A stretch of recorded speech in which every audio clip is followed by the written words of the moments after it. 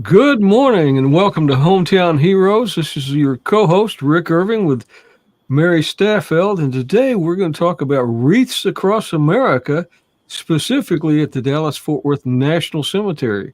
And today we have Misty Weaver, and she's the lead coordinator of Wreaths Across America at DFW National Cemetery. And we have Larry Allen, and he's the location coordinator number two of Wreaths Across America, and he's also the marketing director for the North Texas Wreaths of Honor. So, welcome, Misty and Larry, to Hometown Heroes. Thank you. Glad to be here. And Misty, you live in Fort Worth, work in Frisco. Yes. Are you a native to Fort Worth, or? I am not. I'm a native to Texas. I was Okay. born in Denton, and then grew up mostly in Sanger, a little bitty town north of Denton. And then as an adult, I wanted to break out of the small city and moved to Dallas, and have been all over the DFW Metroplex and east of the Metroplex, out in Rockwall, Roy City. I've been out there for quite a few years, and then now I'm on the west side. The best side of the Metroplex. We're laid back. That's what we say, right, Rick? That's right. West Larry? side, west side. And Larry and I have known each other for 4 or 5 years, I guess, and met at DFW Metroplex Marines. Of course, Larry, I'll go ahead and tell you, Larry's a United States Marine, so I'll save you from having to tell us about that, Larry. But Larry, he's involved in a lot of things, and he does a lot of work for a lot of different organizations. But one of his passions is Wreaths Across America. And Larry, where are you from originally? Born and raised in Dallas, lived here all my life. Okay, so you're still in Dallas, huh? You hadn't. Well, I'm in Plano actually, but gosh, that's Dallas as far as I'm concerned. Yeah. Once you get past Arlington, everything's Dallas. So. Yeah. But how did you get involved with Wreaths Across America? Well, it's strange. In 2018, a young lady that we practically helped raise when she was a little girl was laying wreaths out at the DFW National Cemetery, and she sent Wreaths Across America sent me a card thanking me for my service, and that Christy actually donated a wreath in my honor. And when I got that card, which, by the way, I have here today, I'm telling you. Still have it? Oh yeah, I'll get it up there in a minute. Yes, I still have it. It's my inspiration. I saw that and said, this is something I wanted to do. And I found out that if you're going to take and ask for donations from corporations, you need to be a nonprofit. So General Carey and Mike McCullum over at Metroplex Brains helped us form a nonprofit, and we've been going since May of 2019 through today. My goodness. And Misty, you've been involved for a number of years. How did you get involved? First, I was involved with Flags for Fallen Vets for Memorial Day weekend, and a couple of years into that, I was told about Wreaths Across America, and they had started a few years after that. Chris and Mary Bush had started that, I believe, in 2009, possibly. 2011. 2011. Okay. And they're to honor their son, Peter, that was KIA. So I actually had friends that are friends with the Bushes, and that's how I got introduced to it. So you've laid a lot of wreaths then, or seen a lot laid there. A lot of wreaths. I've been involved with veterans since I was in my early 20s. I have a lot of military family that have since passed on. None of them are laid to rest out there. They're at private cemeteries. But, I've just always, I was a medic for years and had different interactions with veterans. And it was always a soft place in my heart for, vets. So I've served in multiple capacities at different areas out at the Veterans Hospital. I mean, even the simple thing is I took my daughter and to the VA hospital in Dallas. We went every Thursday and called bingo and gave out candy for the vets that were in the hospital that could get out of their rooms and go down, So it was fun, just different things, anything that I could do. So this has become, a really big passion of mine as well. And let's talk about the DFW National Cemetery, because there's a lot of people that never have been there. But it's a beautiful cemetery. I don't know how many people are buried out there, because veterans and their spouses, significant others, can be buried there. But every time I go out there, there's just more headstones, and that's where I'd like to be buried. And I keep thinking they're going to run out of room. I know they've just are opening up a whole nother section of it, but I want to live forever or die trying, and I'm afraid it's going to be filled up before I get there. But they keep telling me, no, it won't be. Yeah. So, how many do you all know how many people are buried out there at the present? At the present, including all the areas and, like you said, spouses and the columbariums and all of that, from the last numbers I saw were close to 90,000. Wow. But from the expansion, everything they're doing now, they have the capacity of over 200,000. So if you just hold off, I think you'll be okay. That's good. Just hold off. That's good. I'll be there to help put you down. Well, that's good. And maybe you can sing a song or something, huh? Oh, no, you don't want that. Yeah, we do. It'd be the Marine Corps hymn. That's the only thing I know.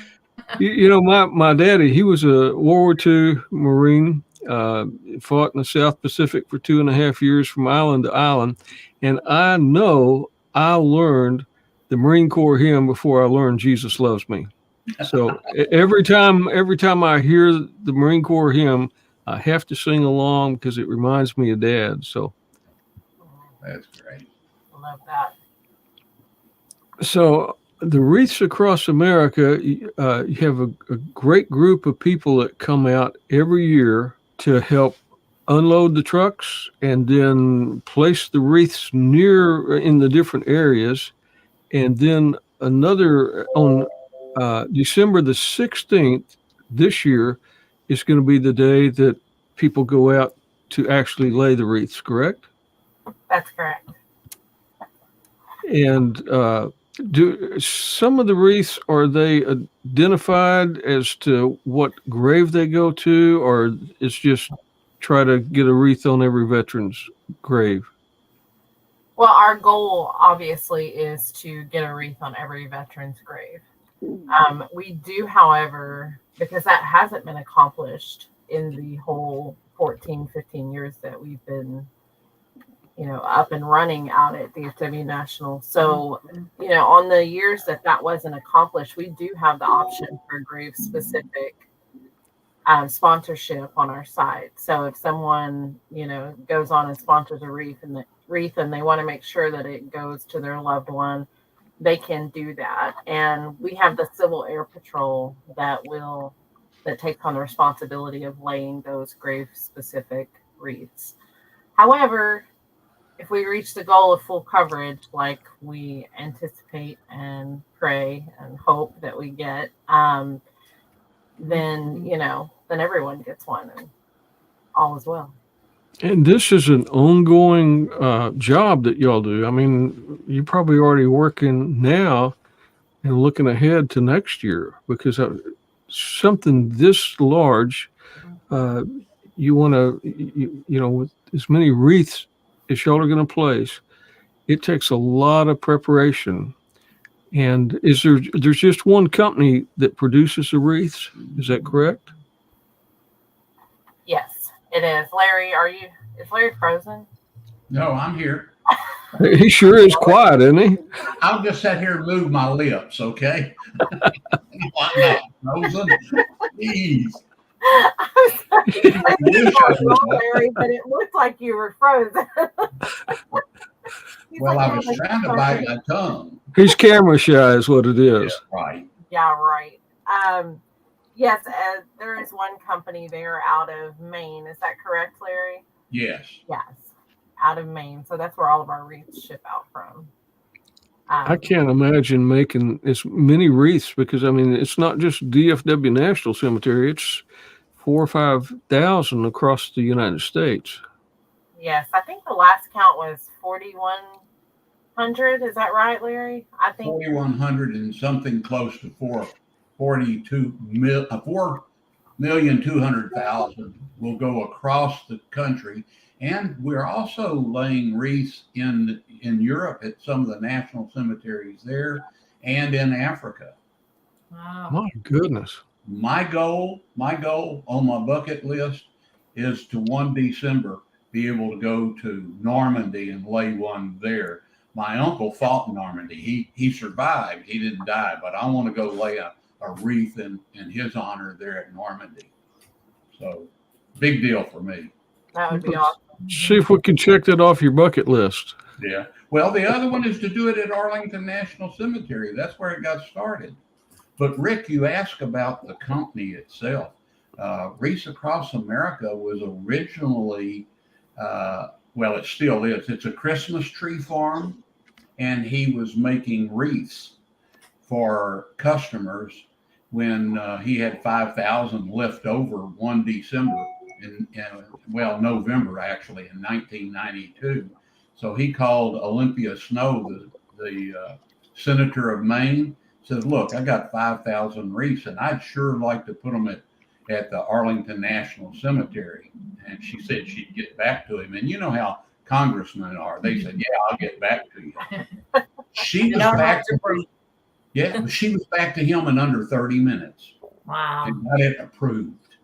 My goodness. So he has a friend that has a trucking company. They boxed up those 5,000 wreaths, took them to Arlington National Cemetery, and you had the Daughters of the American Revolution. You had Boy Scouts, VFWs. They were all there to help take them and put them in the oldest section of the cemetery. And then he just continued to do it every year until 2005. And in 2005, there was a picture hit the internet with the wreaths there at Arlington National with snow on them. It went viral. And within 2 years, he had over 300 cemeteries wanting to do it. And he said, "I got to take this outside of my company." And he took it out and formed Wreaths Across America. And it has just blown up since then. Mary, have you ever done the wreaths out at the National Cemetery? Or I have not. I've not had the opportunity to go do that. It's always been something going on in the family at that time of the year. Yeah, I do it. I've done it down at Acton by Granbury with the DAR chapter down there, Elizabeth Crockett chapter of the DAR. And I've been involved with Pioneer Rest Cemetery this year in Fort Worth, and I know they do it. So just, there's a lot of local cemeteries where the association or the DAR or other organizations also are out raising funds to get wreaths to put on those graves too. But I never have been to the DFW National Cemetery to lay the wreaths, but I've seen a lot of pictures and it looks like a big undertaking. Well, So Rick, why don't you come out this year, because you're a photographer and Misty wants you out there taking pictures for her. Right, Misty? We would love all the pictures we can get. Yeah. I've got it on my calendar. I just, I have 2 or 3 other cemeteries that I have been involved with, but I might be out there. You never can tell, Larry. Well, and the main thing is, we want pictures, but we want photographers and videographers out there that respect the holy ground and everything that it is. We don't need people out there in people's faces, taking pictures and all of that. So we definitely need people like you that understand and respect. Yeah, what and the- take the kind of pictures that Rick takes where he captures. It's just amazing because his pictures just really capture the emotion too. So I don't know how you do it, Rick, but it's just phenomenal. And I'm going to try to get out there. I graduate on December 15th from college. Oh, congratulations. Day of the graduation. Now, if there's inclement weather, but they think they can get it done on Saturday outdoors, then they'll move it to Saturday. So until we see the weather, I will have absolutely no idea whether I'm going to do a graduation outside the 15th or the 16th or inside where you can only have a couple of folks come in. So we'll see what's going to happen. And it's not your first graduation. No, it's you got not. more degrees than a thermometer. I just decided to burn up my GI Bill benefits, and I couldn't give them to anyone, so I thought I may as well burn them up. So that's what I did. Well, I hope to be out there, and I hope Mary can be out there too. Have you already ordered all the wreaths that you need, or is this just an ongoing order process that you do? It is ongoing, and but we do have a cutoff date, and that is on the 29th. They extended it. Let me confirm that. It was the 28th, and they wanted to get it past the Giving Tuesday, because what's going to happen on Giving Tuesday, Misty and I are just nervous as a long-tailed cat in a room full of rockers over this. But people like Raytheon and L3 and Lockheed, that's when they make their big donations to the cemetery. And all of a sudden, we'll get 15 to 20,000 wreaths donated. And then on that day, we're going to sit down, have a big, nice cup of hot chocolate and say we got our job done. It's so stressful up to that point, though. Just checking every day and just seeing the numbers, they go up, which is, an awesome sign. But I keep being told to be patient and that it's going to happen. And I'm just like, oh, I can't wait. I need it to happen now. And then just be excited when that Tuesday comes that we have an abundance, but it's well, I got tickled when Misty says, "Oh man, I go in every couple of hours," and you know what I said to myself? Thank God I'm not the only one out there doing it. I'm serious. I'll go in to it. It's like cocaine. I just can't stop going back to check on it. It's crazy. It's like a watched pot. It never boils. So That's true. You back off and wait a couple of days and you'll be shocked that my heart wouldn't take it. No, mine either. I get excited when it's just increased by 10, even 10 wreaths in a couple of hours. I'm like, yes, it's just closer and closer. How's the relationship between your organization and the VA that runs the National Cemetery? I mean, y'all have a good working relationship, and because that's a lot of people and a lot of wreaths to put out. Yes, we have a great relationship with them. Chris and Mary over the years have fostered a really good, respectable relationship with them. And, we make sure that we honor the rules and everything that they have out there, because them allowing us to be out there is a privilege. And absolutely. So we want to make sure that we always protect that relationship. So this year, taking over everything with, myself and Larry, we've been in contact with them. I went out and met them, and we have a couple of meetings coming up with them. So just to make sure that everything is, in order and going. So we value that relationship out there. And this is your first year for you and Larry to be the number one and number two person in this endeavor, isn't it? Yes. It is our first year. So. And the other people, they've been doing it a long time that stepped down. Yes, Chris and Mary have been since 2011. They started it out there with 250 wreaths and 25 volunteers, Larry. It was very short, small, and have grown in it, this far all these years. They've done a wonderful job, and just felt like they wanted to dedicate some more of their time to family. They had a younger son that was getting up there and needing a lot more activities and things like that was going on. So they are still very involved and have helped just to transition us along the way. I talk to Chris a couple of times a week, and they'll still be very involved out there. But as you can imagine, it's a lot of work to be the coordinators.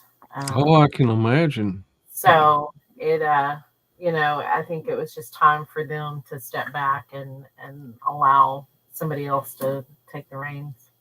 When do the wreaths show up to get unloaded? So we had, I've been in contact with a couple of the trucking companies so far, and they're getting everything scheduled, but they show up on the 15th, the day before. And the reason is we just don't have a place to store 55,000 wreaths for any length of time. There's other cemeteries that get their wreaths up to 2 weeks prior to ceremony day, but they have storage facilities or places to keep them. But some of the larger cemeteries just don't have that option. So they will be showing up on Friday the 15th at 8 a.m. And Lord willing, because weather gets in the way sometimes. These drivers, and most of them are vets. They're coming from all over the country. They may leave Maine and go, make 3 or 4 stops before they get to us, and we know the weather along the way could greatly impact their travels. And it has before, but we've always been successful at getting all of our wreaths. That's a lot of trucks. I mean, that's not just one truck. It's multiple trucks, isn't it? Yes, we usually have 8 to 10 on average. And do you place them at different places, or do you have to unload them one place, load them up into smaller trucks? We do. We unload them. We have a staging area that we unload the trucks at, and then we turn around and load them on the box trucks like Larry was talking about earlier. We have several companies, Amazon, FedEx, private companies that donate box trucks for the day, which really help. Back, years and years ago, we had pickup trucks and just people with trailers and doing it. And we still have that with, people with trailers. But the box trucks have been a game changer. It just really helps us get them to the sections, more efficiently and quicker. And so it takes a lot of moving parts. You have to have people that count them coming off the big truck, count them going into the box trucks, know how many go to each section. And Larry is the one that is in charge of all of that. So the location coordinator job, your job's kind of just what it says, to put those in the right location. Is that what you? Yeah, what we do is as the tractor trailers pull up, we pull up a box truck and get it loaded up with X amount, however many it'll hold. That number is then given to our coordinator that's marking them off as they go to the different sections. We give the truck driver a map, mark the X on the section we want them to go to, and let's say there's 250 cartons on that truck.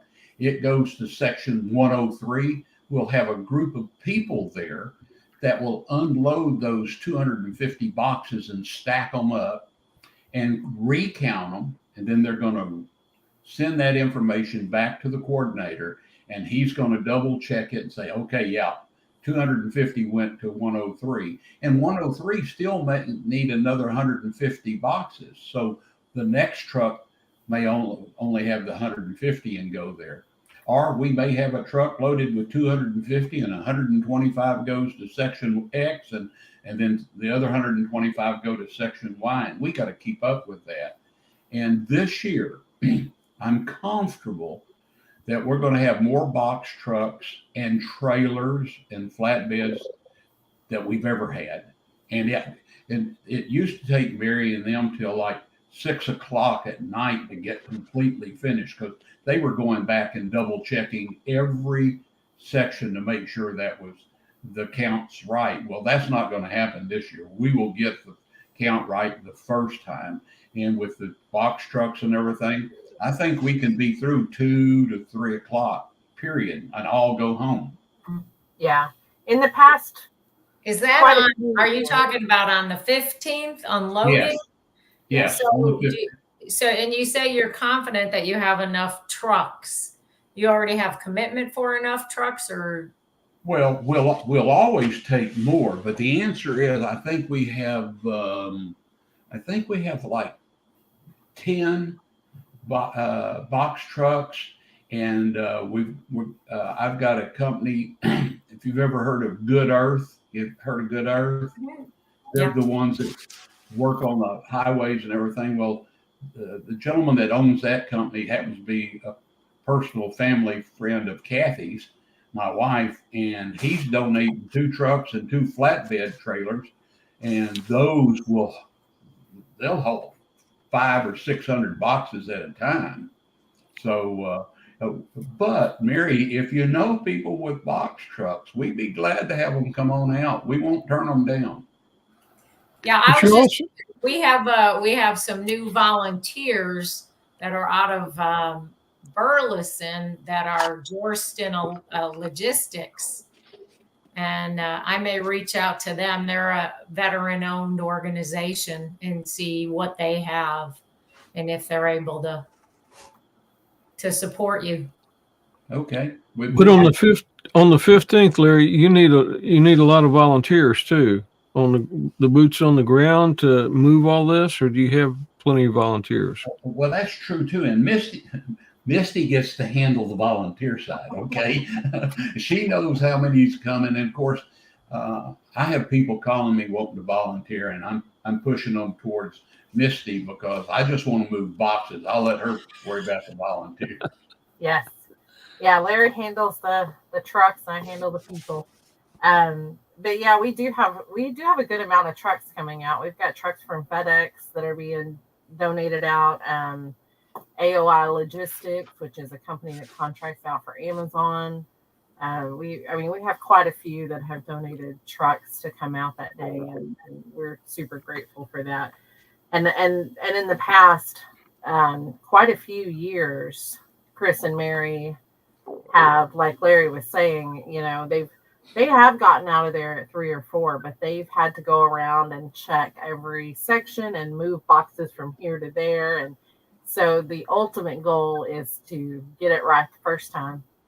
We'll see if that happens. I'm confident that Larry and his crew are going to do an awesome job of doing all the numbers. So, but yeah, we have a couple of 100 volunteers coming out that day. So, do you need some more, or do you have enough? Absolutely. Okay. We never have enough, especially on that day. And that might be something, Mary, that you can reach out to Roll Call membership and get some volunteers. In these boxes, how many wreaths are in each box? So there are 12 in each box. They just changed the box design this year. There's 12 in a box.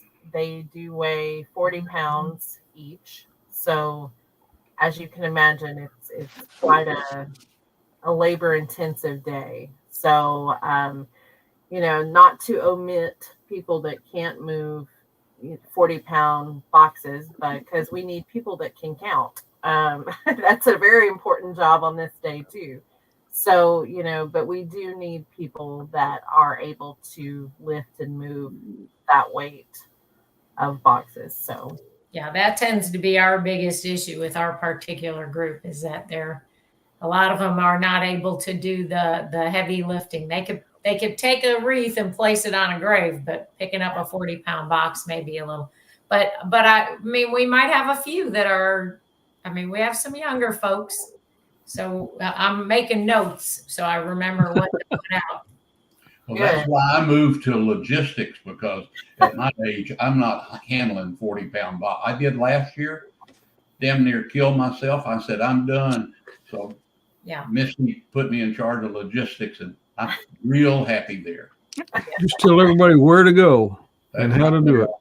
No, Misty tells everybody where to go. I just help unload boxes. And she's good at telling people where to go, by the way. Are you calling me bossy? No, ma'am. No, ma'am. Would not dream of that. I'm She good. was good to work with. I will tell you, Misty, when she took over and I was kind of floating around, not really sure exactly how I was going to handle this, she gave me some directions, and she said, this is what you're going to do. I'm not going to bother you with it. You get it done. I went, yes, ma'am. Just like a good Marine, you're just going to go take the hill, not ask questions, just go take the hill, right? Yeah, she's the general at the bottom of the hill sending us up, okay? But Larry does a wonderful job. I do not have to worry about Larry going out and talking to people and raising funds. I mean, he says he's going to get things covered, and I believe that he will. So And he does a good job at that. yes. Well, a funny little story about that, though. I met a gentleman who's a Marine not long ago, and I put out the word we were needing help for money to cover some of the things like porta potties and golf carts. And he sent me an email and said, hey, I'll cover it all. And he's with AOI Logistics, okay? So I thought, oh, this is great. So I let Misty know, and Misty said, well, do you know my sister works for AOI Logistics? And I went, are you kidding me? Because she was talking to her sister about what was going on, and she found out that Alex had been talking to me. That's how small this world is. Yeah. It was such a cool story. I mean, I knew that Alex had done a lot of things for vets. I mean, just a couple of months ago, they went to a ball and it was a fundraising, banquet for wounded warriors. And my sister went and, got all dressed up and went. And, so I knew that he was really involved with a lot of different organizations and very, very generous with him and his company. And, I had mentioned it to her a couple of months ago. I'm like, right when I took over, I'm like, you need to, let your boss know. And she said, I think he already does that. And I was like, oh, cool.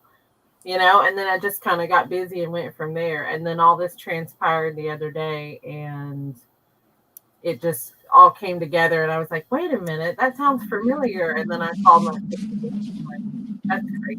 Yeah. I mean, it's awesome. Yeah. Rick, were you a Marine, Rick? No, I wasn't. I was in the Army. Oh, okay. Well, but do you know who Chesty Puller was? Oh, yeah. Well, yeah. Alex bought Chesty Puller's home. Did he really? He did. And he told me if I was ever in Virginia, I could spend the night at Chesty's house. Wouldn't that be something? Mary, that would be like you go into Washington, D.C., and they said you can sleep in the Lincoln bedroom. Yeah. That's what it is for a Marine. So, and Alex owns that house, so it's kind of neat. That is a neat story. Yeah.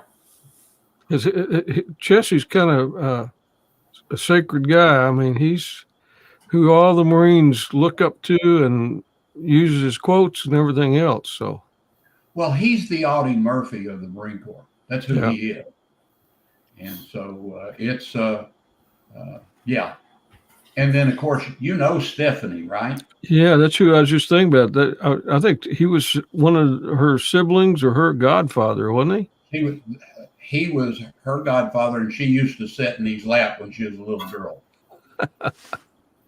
Misty, you have to meet Stephanie Vandegrift. Her grandfather was the 18th Commandant of the Marine Corps. And the first was wounded at Iwo Jima, and you got to meet this lady. She's gotten me involved in so many things. It's pitiful. General Vandergrip, he was the first 4-star Yes, Marine too, a Medal of Honor recipient. yes. He was awarded the Medal of Honor from Guadalcanal. Literally, the South Pacific would have been lost if we lost Guadalcanal. That's amazing. So on the 15th, you do all the distribution out there to get all the boxes. What time do you start on the 16th? When do people start arriving to place the wreaths? Wow.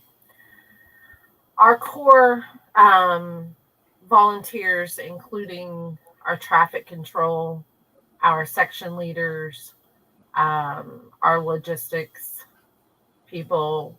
We also have golf cart drivers that do shuttling of volunteers. So all of those volunteers arrive at 8 a.m.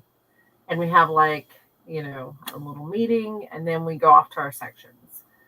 So everyone needs to be in their section by 8:30, because shortly after that, usually about 9 a.m., people start coming in. As you can imagine, with that many volunteers, the traffic is crazy out there. So, people get in early so that they can get good parking. But I would say the cemetery is completely full by 10 a.m. And then goodness.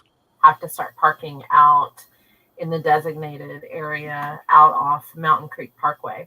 And then we have our shuttle drivers that pick them up at the main gate and, take them to their section. And obviously the shuttle drivers are instructed to pick up the older and, disabled people. Like me. Oh, no, I'm driving a cart. Never mind.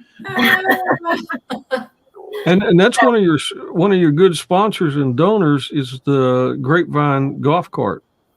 Yes, correct. Yes, that's who we get our golf cart from every year, and they give us a little discount, which is so grateful for that.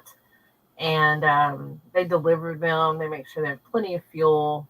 Chris says we've never ever ran out of fuel. So and they deliver them, and then they pick them up. So they're absolutely pivotal to us getting around that huge cemetery. That cemetery is like 648 acres. Oh. That's a square mile. That's a section of land. It's quite a bit to get around. So yeah, we definitely rely on the golf carts to, and since it's grown so much, we rely on the golf carts to shuttle people. We get it's a 6-passenger golf carts. Is that correct, Larry? Okay. I'm sorry, say that again? They're 6-passenger golf carts. Is that how much the golf carts are? 6-passenger, and then we're going to have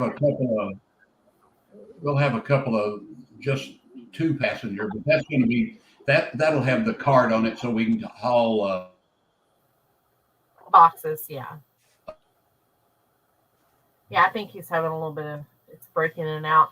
So we have 6-passenger golf carts to do the shuttling the people back and forth, and then we have a couple of utility carts because inevitably we're hauling wreaths from one section to another during that day too. So yeah, parking is a huge.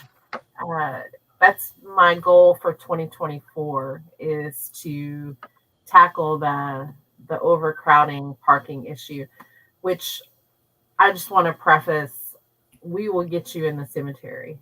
Don't let that keep you from coming out and honoring them this day. We will make sure you get in there, but it's definitely better to arrive early, for sure.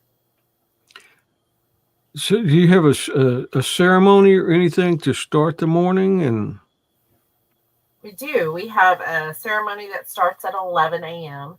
And I say 11 a.m. loosely because Service Air Corps is also one of our huge sponsors because they do a flyover every year that weather permits. They volunteer to do the flyover for the cemetery. So once they do their flyover, it's usually around 10:50. We start the ceremony immediately after. So it's something else. I mean, we are so grateful for them. It's a really good way to start the ceremony. And you put a wreath. How do you do it? Where the people that have been cremated, how do you do that? You put a wreath there, or just one, or?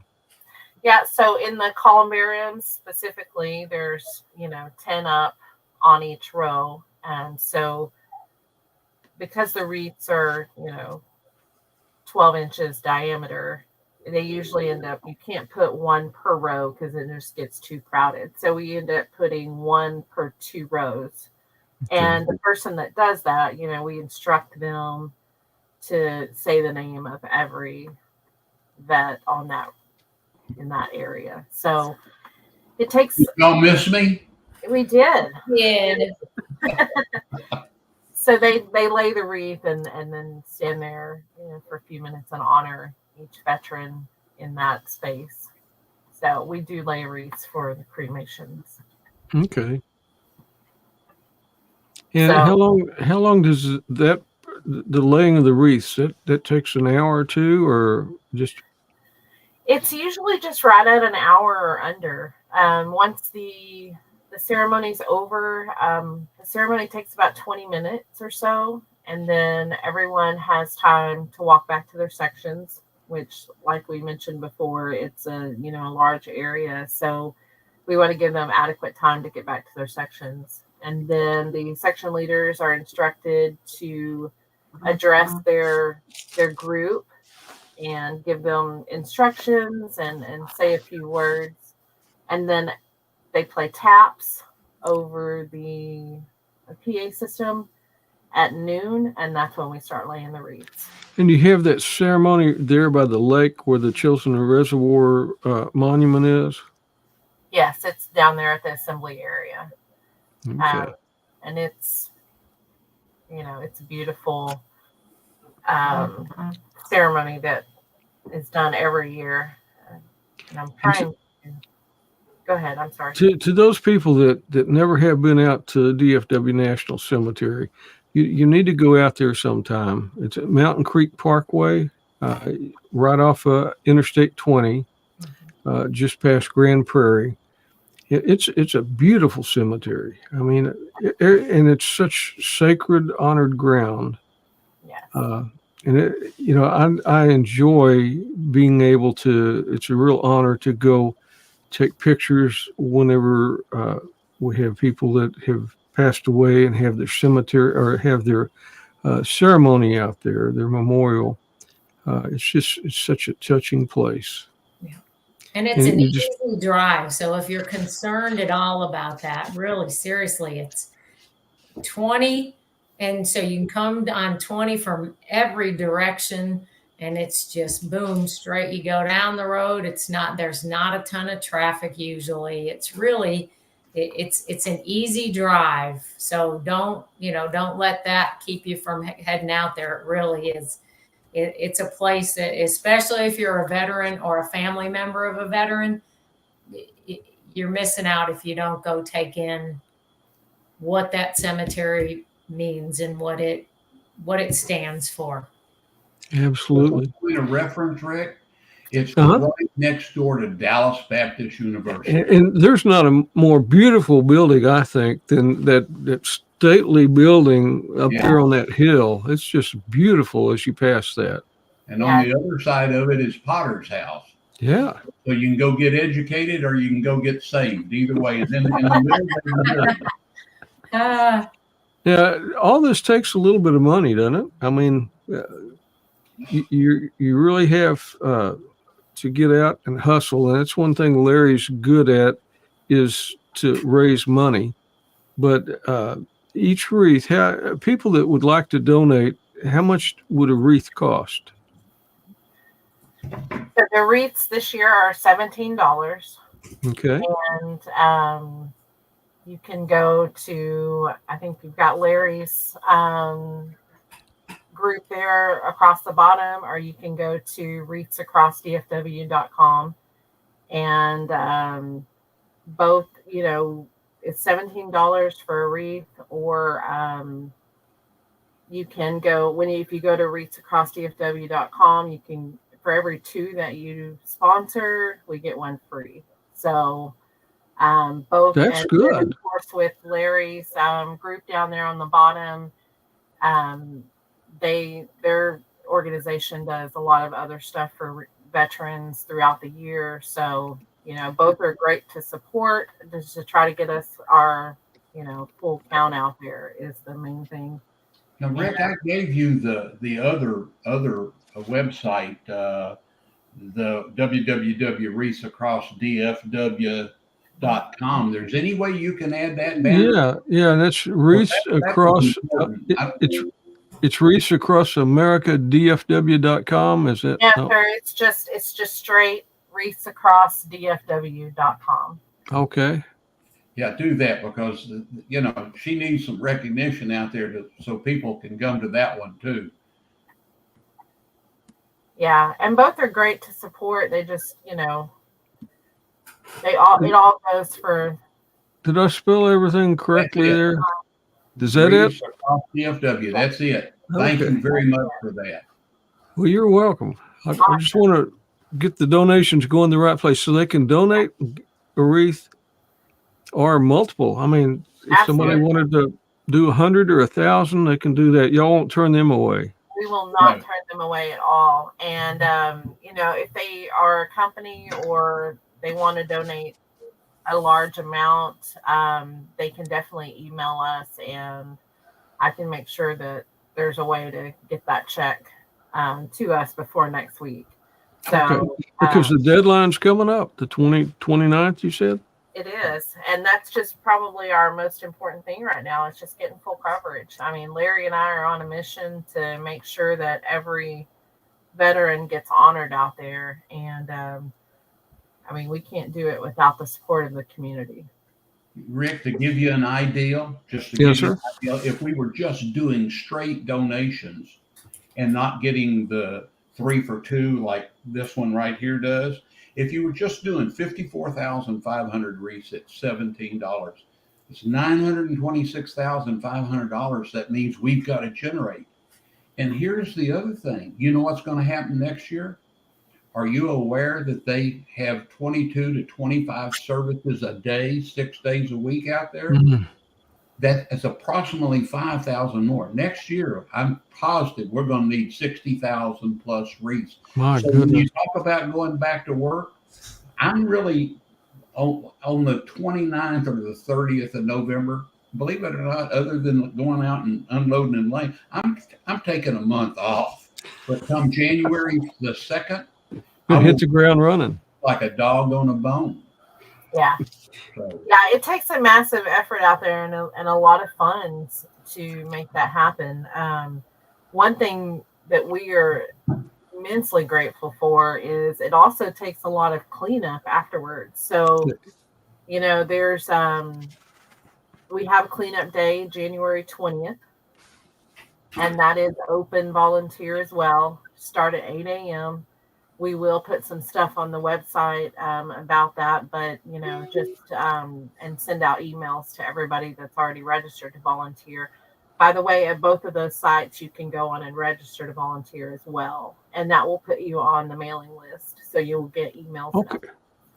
But January 20th is our cleanup day, and that actually happens. You would think it would take all day, but it actually happens in about 3 hours. So do you have dumpsters that you put them in, or trucks or something? So that's where I was getting to. Champion Waste is local to DFW, and for many, many years, they have donated the construction site dumpsters. So as you can imagine, it started off with, a handful, and now it's gone up to, they bring out 4, I believe, on Saturday. They deliver them out there Friday, and then that way Saturday, because we have all the boxes from the wreaths that go in there, they pick it up and they take it, And then on cleanup day, they bring out, 13 to 15 of those and drop them off. We fill them and they come and pick them up, and they have donated their services 100%. Are they able to recycle that, or does it just go to the landfill, or do you know? I'm not sure what they do with that, Larry. Are you familiar with what Champion does with that? I'm under the impression that they're recycled. Okay. You can turn it into compost. Absolutely. These are balsam wreaths, and so they're and don't laugh now, but sometimes a large group's taken out to goat farms, and you know what a goat will do to anything, tin cans, an old car, whatever you want to get rid of, put it on a goat farm. Bunch of happy goats out there. Yeah. A lot of the smaller cemeteries, that's what they do, because you do have to remove them from the wire. So the wire goes in one pile, the fur, the balsam fur goes in another. The goats enjoy that part. The other part gets recycled. But as you can imagine, that would take a massive effort for us to do and support all the goat farms around DFW. But we're just incredibly grateful for Champion Waste and all they do. That if we didn't have them, we wouldn't be able to. It's those kind of sponsors like Grapevine Golf Carts and Champion Waste and the many other sponsors and donors and just individuals that help put all this together to honor our veterans. So yes, Air Corps for the flyover. Yeah. The most important donation, though, is Westway Services, because that's the porta potties. Okay. Come on, be honest. If you got 6,000 people out there, you better have a place to go. Because just that one little place at the information center would be overwhelmed. It would. Yeah, and we have handicap ones also. They're not just straight porta potties. We have some that will help our handicapped people because they come out there and they want to help too. Absolutely. Yeah. Well, Larry and Misty, our time's up for today, but we thank you all for all you each one do, and we just want to reach out to our audience, people that are listening and watching, to be sure to go to WreathsAcrossDFW.com and purchase some of those wreaths to honor our veterans. So, we're looking forward to hopefully being out there, Mary and I, and see this firsthand. And then we want to hear back from you in the next week and see how you're doing on your donations. So, that'd be great. Get an update. We will make sure that you get an update. Do you want it every hour when we? No, that's okay. I got a luncheon coming up. I got enough to be every hour, but I can make sure to update you every hour for the next week. Just send him a text, Misty. Send him a text. Yeah, every hour. But thank you all so much for being on Hometown Heroes, and we just look forward to seeing a lot of wreaths out there at the DFW Cemetery, National Cemetery, honoring our veterans. And Larry, I'll see you someplace, probably not between now and then, but our paths cross quite a few times every year. And Missy, I'm looking forward to meeting you in person. Yes, I will be there. So thank you so much for having us, and thank you, Rick and Mary. It's just a pleasure to meet you. It's a pleasure to meet you. And Semper Fi, Larry. Thank you, sir. Appreciate that. Try to stay out of trouble, Larry. Say, hoorah! Hoorah! Well, now he sounds like Don. He does. Well, thank you all for being guests today, and we will be talking to you all later. Thank you very much, Rick and Mary. You're welcome. Bye-bye. Bye-bye. Well, that was good, Mary. Yep. Great organization. It's pretty easy to go out there and to sponsor some wreaths. I did it. Took me a couple of seconds. So, every couple of wreaths makes a difference, right? You sponsor 2 and they get 1 free. What a deal. I mean, That's right. You got to do it. We had a good roll call meeting Friday. Had Medal of Honor recipient Robert Bob Patterson, the United States Army retired, tell his story or stories. And this next roll call meeting is going to be December the 8th, isn't it? Is that It is. It's December the 8th. And, you know, I always have folks that can't, they're like, but it's not the 4th Friday. And I'm always reminding them, but, you know, 4th Friday for November and December puts us right after Thanksgiving in line with, you know, Christmas sometime. So we move those up. We also do that to accommodate the activities the church has going on.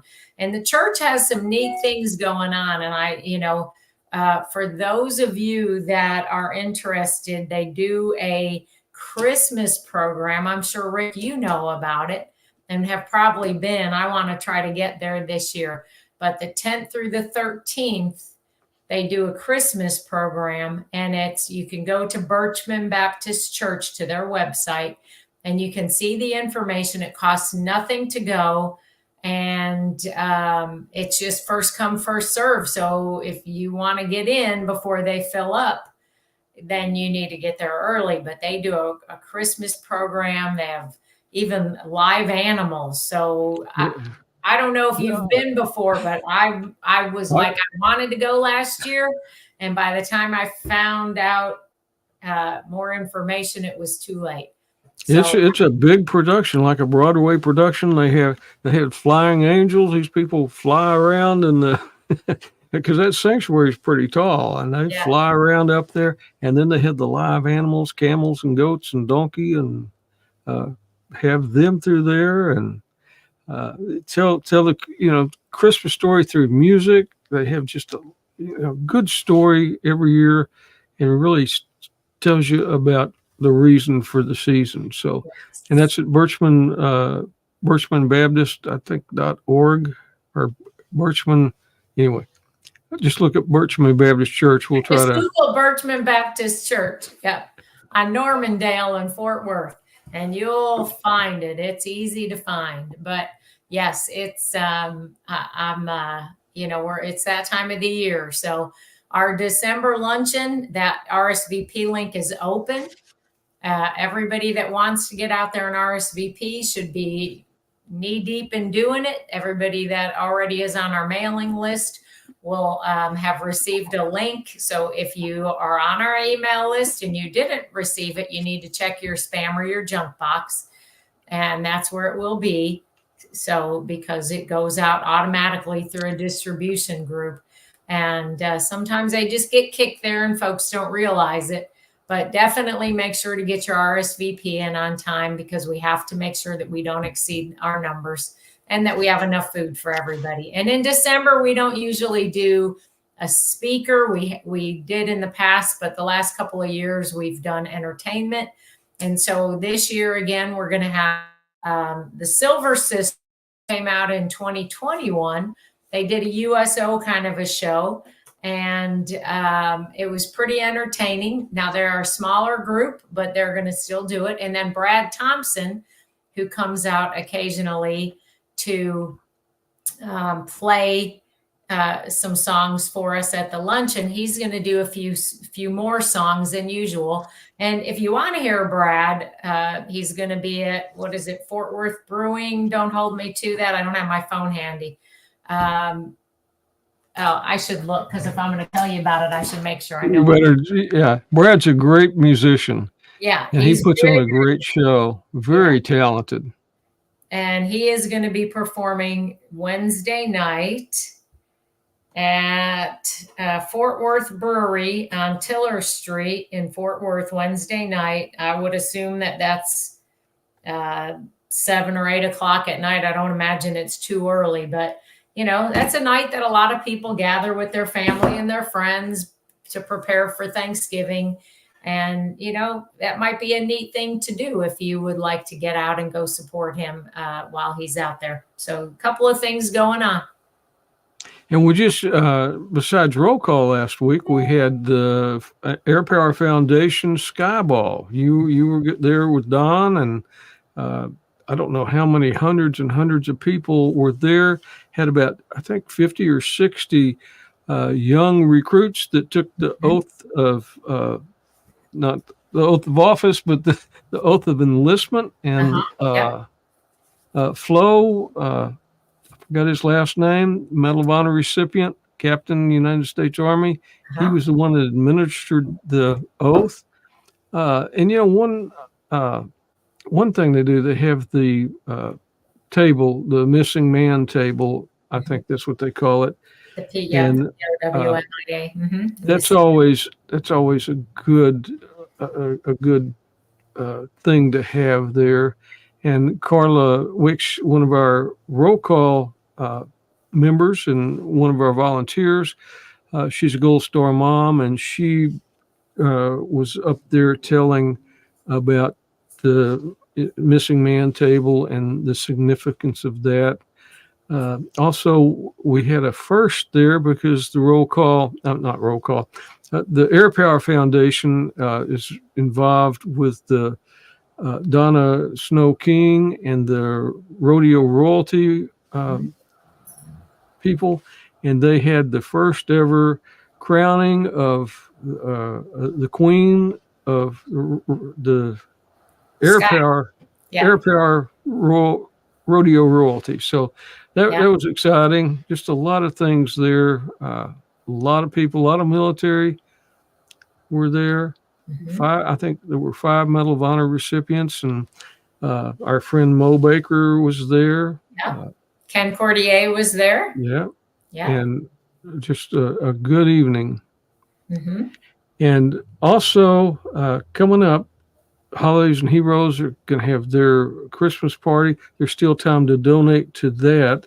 They'll have their giving of the gifts at the NASJRB, and that's coming up on the 3rd of December. I think that's the 3rd.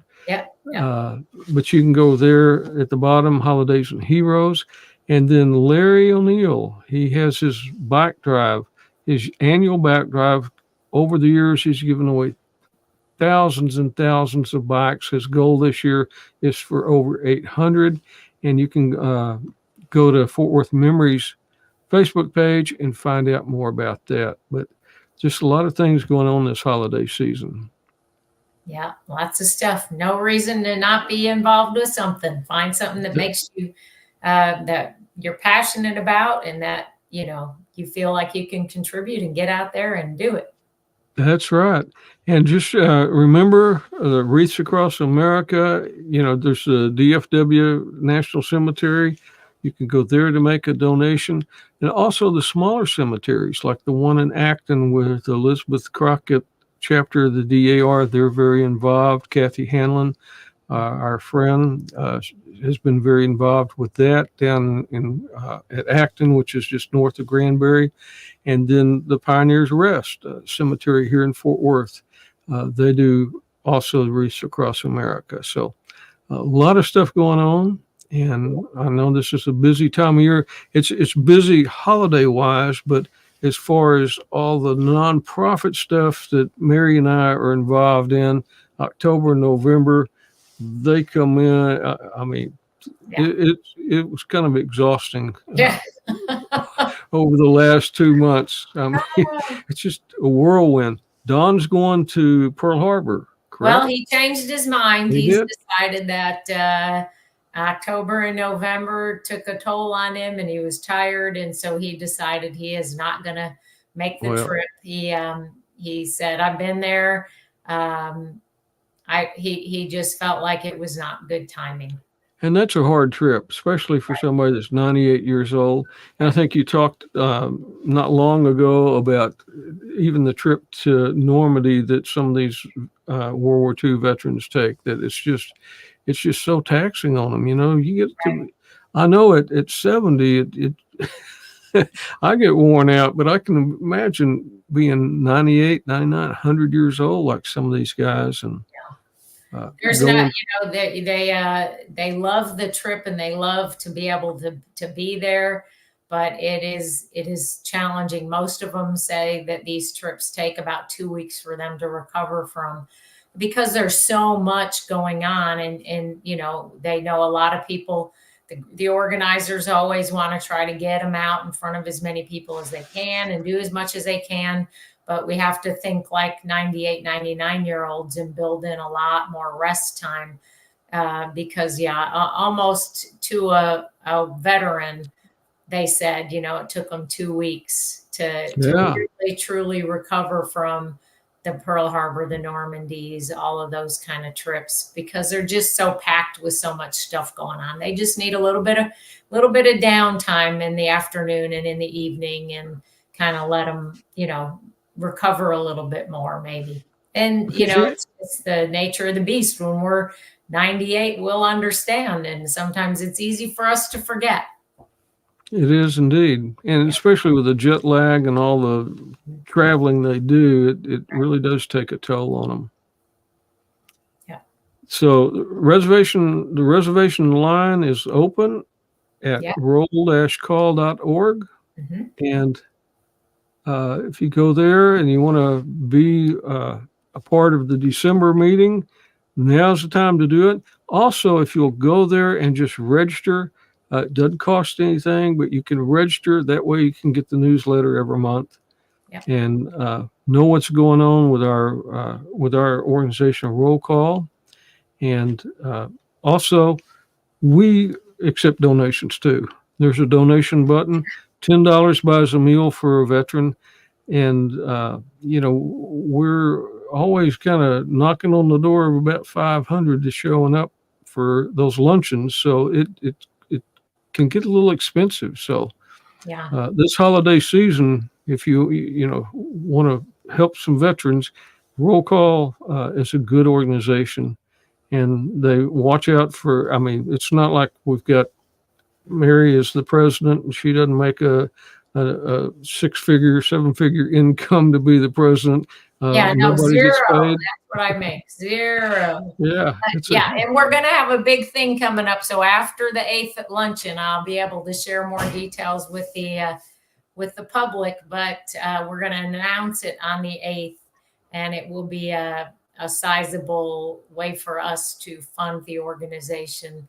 Also, it'll help us with some donations. So I'm real excited about it. I'm getting ready to share some information with our membership, but we have to kind of keep it to our membership, because we have a certain part of our membership that it's going to involve, and we want to have a surprise for somebody. So it's a really neat thing, and I can't wait till we come on here the Tuesday after the luncheon, and we can share that with everybody. Well, I can't wait either. I'm anxious to hear. Yeah.